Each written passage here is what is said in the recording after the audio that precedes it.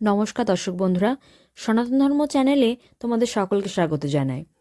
প্রথমেই জানাই শ্রী শ্রী রামকৃষ্ণদেব ও শ্রী শ্রী মায়ের চরণে শতকোটি প্রণাম।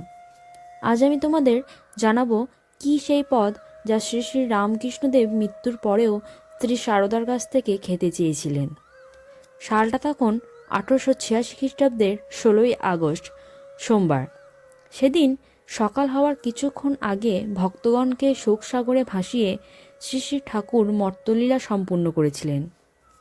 সেদিনের পর থেকে তিনি প্রায়শই মা শারদাকে দেখা দিয়ে নানান উপদেশ ও নানান ধরনের কঠিন সমস্যার সমাধান করে দিতেন।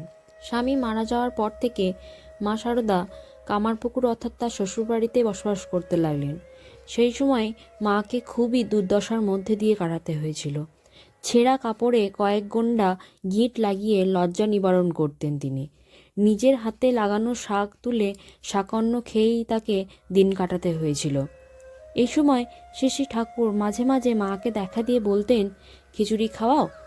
এদিকে শ্রী শ্রী মাও জানতেন যে তিনি গৃহদেবতা রঘুবীরের মধ্যে লীন হয়ে গেছে, তাই তার চোখে রঘুবীর ও শ্রী শ্রী ঠাকুর এখন অভিন্ন।